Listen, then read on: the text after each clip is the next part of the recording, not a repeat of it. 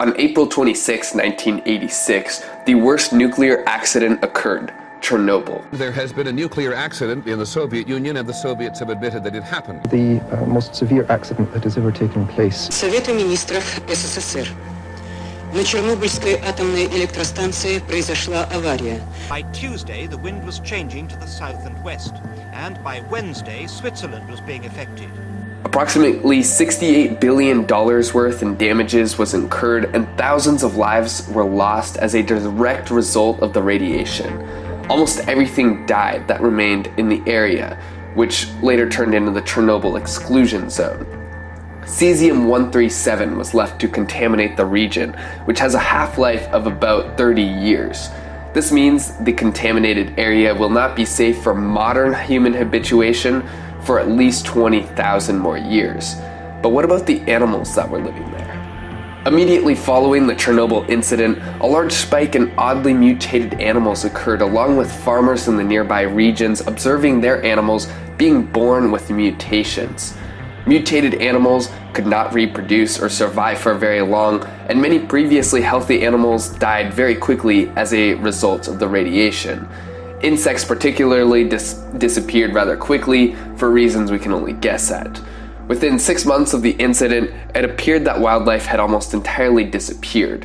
The forest surrounding Pripyat and the Chernobyl exclusion zone became silent. No more insects, no more birds, no howl of the wolves. True silence. But that's not the Chernobyl we know today. The Chernobyl we know today is filled with abundant wildlife, perhaps even more so than when humans lived in the city near Chernobyl known as Pripyat. In fact, many animal populations have grown significantly.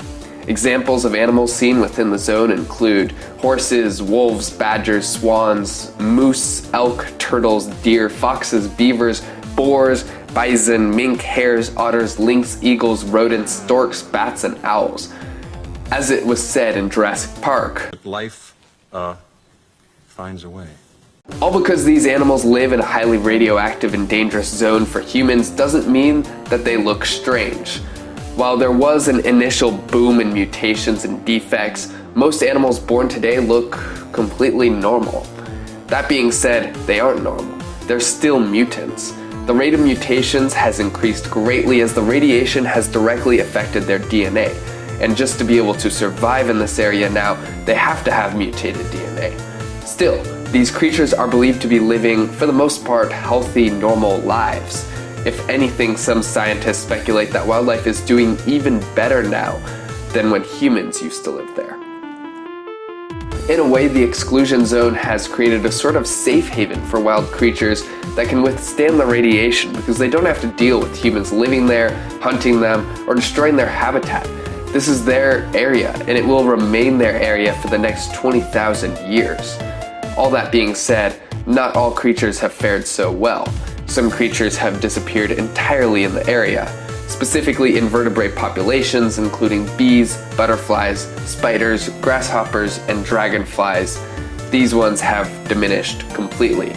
This is likely because the animals lay eggs in the top layer of soil, which contains particularly high levels of radioactivity. As it turns out, the long-running joke of eating cockroaches for food after a nuclear war may not be true. You may be blessed with not having to deal with any insects at all, and personally, I kind of like that reality. No more pests would make me quite happy. So what does this all mean? We never could have expected just how fast, if at all, wildlife would have returned to the radioactive Chernobyl zone, but alas, it has, and it appears that life is going on, for them, rather normally. Since the creation of the nuclear bomb, many have wondered if it would be possible to wipe out life completely on Earth. While this still is not impossible, this unintentional science experiment shows that life can adapt to some pretty intense situations. In fact, it could very well be possible that some humans can survive and thrive in radioactive zones as well. Some few rare people have refused to leave the radioactive areas in the Chernobyl area. In fact, during the evacuation, about 1,200 people in the exclusion zone refused to leave. They had survived through famine and war, and they were determined not to fight or give up as a result of an invisible force, as what they described it. Now referred to as Chernobyl's babushkas, primarily because the remaining survivors are old women, these people live happy, functioning lives in the area, and some of them even appear to be completely unaffected for the most part, which may be a result of them happening to not be in such radioactive areas. There are about 130 people currently living in the exclusion zone currently, which is technically illegal, but these people are so determined to live there that they told soldiers trying to evacuate them that you could shoot us and bury us or we'll stay. So they ended up staying. So it would appear that Jurassic Park's saying of life finds a way holds true. Even in humanity's greatest nuclear accident and one of the largest contamination zones on Earth of hundreds of square miles, you can still find humans living happy, normal, for the most part, lives, as well as animal and wildlife populations growing and, in fact, thriving. Of course, it is different. There are not insects there, but life has adapted, and future studies will reveal the true long-term effects that radiation has in the area. My personal opinion is that in the event of a full-on nuclear disaster, life would still find a way. Some creatures would be radioactive resistant or even thrive in it due to previous genetic mutations. Chernobyl is proof of this. So despite our disaster, the city of Pripyat and the Chernobyl exclusion zone are returning to nature, to what it was before.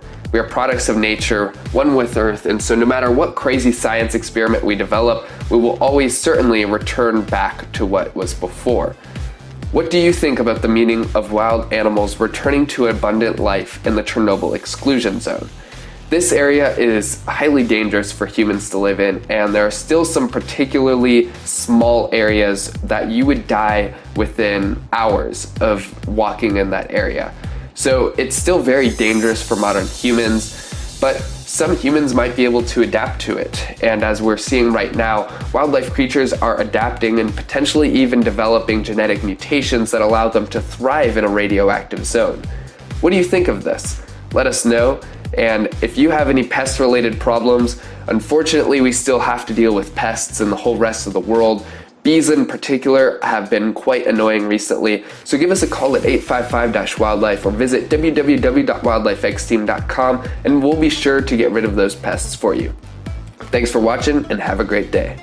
They're out there looking for a home, and they've found one. Yours.